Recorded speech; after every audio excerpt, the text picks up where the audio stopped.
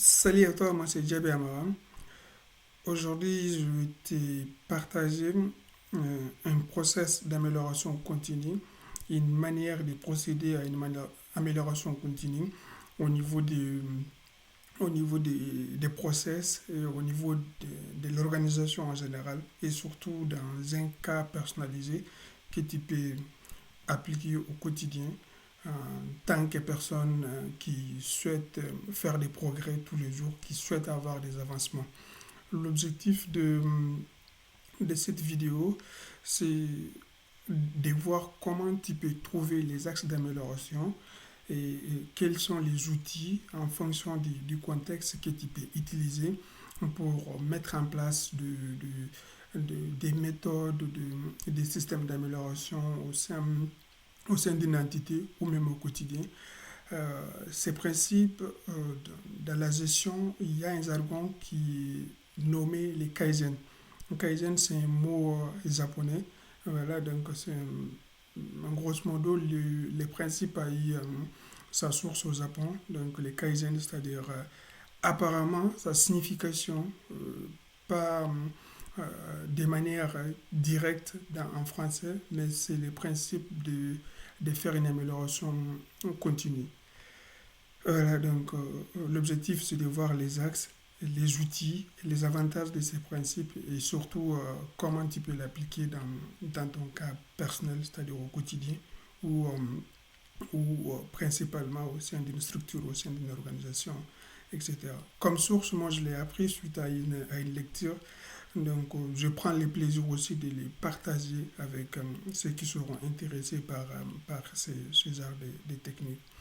Voilà, donc, sans tarder, on va commencer par le. Voilà, ici, on a les axes d'amélioration possibles. Donc, il est composé de deux branches essentielles. La première, c'est l'amélioration du process. Le process, c'est-à-dire les métiers, la façon de travailler, la manière de voir les choses, et, et surtout, ça peut être un outil. Ça peut être un outil de travail qui est mal configuré, etc. Bon, ça, c'est la configuration, on rentre dans un cas particulier.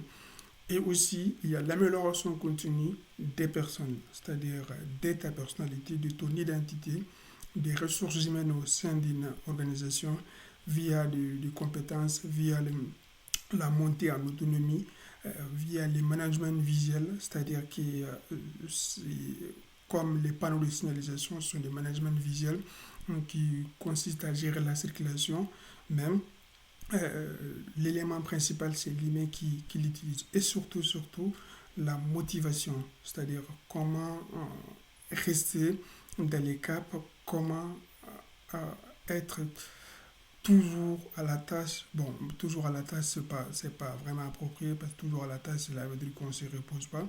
Mais la motivation, c'est d'avoir l'énergie de continuer à faire des progrès tout le temps. Donc, sur ce paragraphe, on a des branches d'amélioration qui sont l'amélioration des process, c'est-à-dire les outils, les méthodes de travail, l'environnement de travail, l'amélioration des personnes via la montée en compétences, l'autonomie, etc. Donc, deuxième, en deuxième partie, on va prendre essentiellement l'amélioration des process. Comment améliorer les process? Donc, un process, c'est un bloc de travail, c'est une activité. Il peut être amélioré par des outils comme les outils de problem solving, c'est-à-dire les A3, qui est un principe qui consiste à définir les contextes. À partir du contexte, on trouve une solution opérationnelle, on définit quelles sont les actions à mettre en place et surtout dans quelle durée, dans quel laps de temps l'implémentation sera faite. Ensuite, on fait une comparaison si le problème est résolu ou pas. Ça, c'est un outil qui est généralement utilisé pour des systèmes complexes. Lorsqu'on on a un problème, on ne sait pas vraiment d'où ça vient. Donc, ce sont des manières qui peuvent améliorer l'identification des problèmes et surtout s'il y a un problème qui a été une fois traité, donc lors de sa reproduction, donc on a une façon exact qui a été documenté pour résoudre ça. Les 5 S, c'est l'amélioration de l'environnement de travail. Voilà, donc comme on a dit, c'est l'amélioration des process, il y a l'environnement de travail, il y a le cœur du métier, il y a les outils de travail.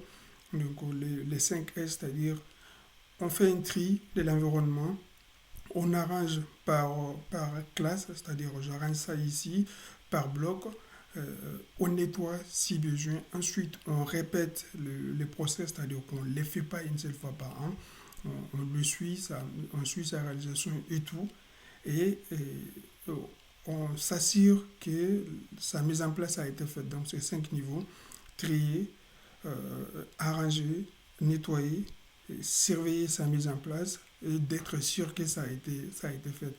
Donc, mais les 5 S, je notais S5, mais c'est les 5 S, le système 5 S. Voilà, donc documentation et partage, donc ça rentre dans les A3. Voilà, donc j'ai mis une branche ici pour voir que la documentation et le partage, c'est de produire de l'information par ceux qui maîtrisent la réalisation et la personne qui l'implémente. Comme ça, cette information sera partagée pour résoudre d'autres problèmes, pour monter en compétence, pour permettre la montée en compétence de nouveaux collaborateurs ou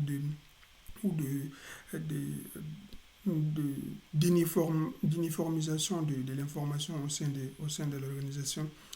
On a les stand-up meetings qui est une méthode d'amélioration aussi, c'est-à-dire au lieu de faire des, plus la fréquence des rencontres, plus la fréquence d'échange d'informations est grande, plus l'amélioration est large. Je m'explique. Si on fait une réunion une fois par an, on a une chance de faire des progrès une fois par an. Si on fait une réunion une fois par mois, on a 12 chances de faire des progrès dans l'année. Et si on fait une réunion d'une heure par an, au lieu d'une heure, on réduit la durée de la réunion, mais on les fait une fois par semaine. On a 54 fois la chance d'amélioration. On a quitté à une fois, on est à 54. Et si on les fait au quotidien, voilà, on sera à 300 et quelques, 365 opportunités d'amélioration qui va être apportée au process. Donc ça c'est une manière plus globale de voir comment on peut apporter une amélioration à un process en définition claire, de façon plus simple, c'est une activité, quoi. Voilà, ça peut être la gestion d'une boutique e-commerce, ça peut être la gestion d'une activité au sein d'une entité, c'est-à-dire une entreprise. Le deuxième bloc d'amélioration, c'est l'amélioration des personnes, c'est-à-dire qui met en place la solution. C'est une ressource humaine, c'est une personne qui est chargée de le mettre en place. Donc, on a beaucoup de points d'amélioration au niveau des personnes qu'au niveau des process, c'est-à-dire leur montée en compétence, comment est-ce que les personnes peuvent être autonomes sur les travaux à faire, l'autocontrôle, c'est-à-dire de m'assurer vraiment que ce que j'ai implémenté résout les problèmes. La motivation, on en avait dit, c'est de garder l'énergie, de garder euh, la niaque de progresser, l'envie et la soif d'accomplissement. La responsabilité, c'est de tenir en compte des devoirs en disant que c'est mon travail, c'est ma responsabilité de sa mise en œuvre. Donc, comme tu as pu remarquer, il y a plusieurs composants qui rentrent en jeu lors de l'amélioration de l'humain. Donc, j'essaie de faire une petite représentation ici, comme compétence, autonomie visuelle, tout sa responsabilité. Si on continue, je te fais une représentation par bloc de tout ce qu'on vient de voir, en gardant en tête que l'amélioration continue, les Kaizen, il est appliqué à un process et à des personnes, c'est-à-dire à des ressources humaines. Euh, au niveau de de l'ampleur du travail, de la densité du travail, on voit qu'on a beaucoup de choses à faire sur l'humain que sur l'outil ou que sur le cœur des métiers. Parce que c'est la motivation, l'autocontrôle, la compétence qui va agir sur les process de l'entité ou dans ton cas pour faire des progrès.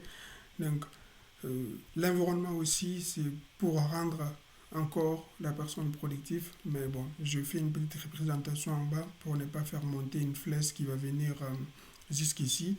Donc, encore, tout est essentiellement lié à la personne. Et c'est la personne qui implémente la solution.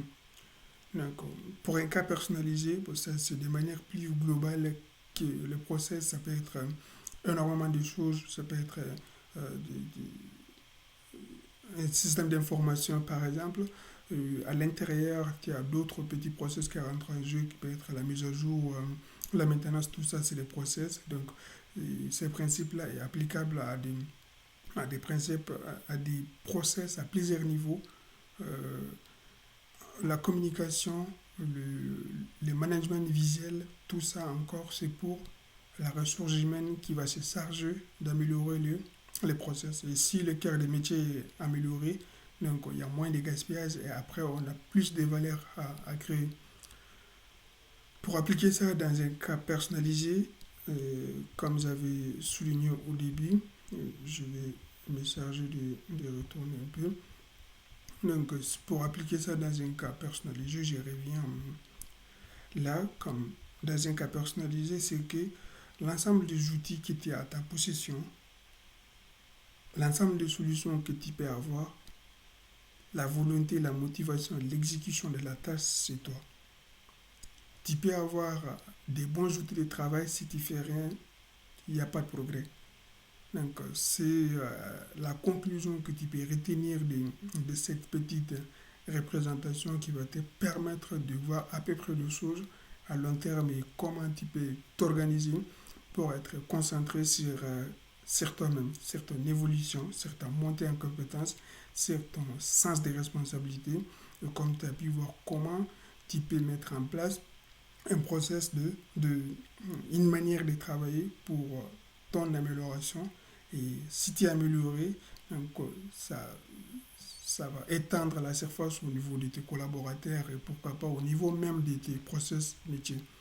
Je te dis à très bientôt pour une autre vidéo technique de ces éléments que je tirerai sûrement dans mes prochaines lectures. Allez, peace.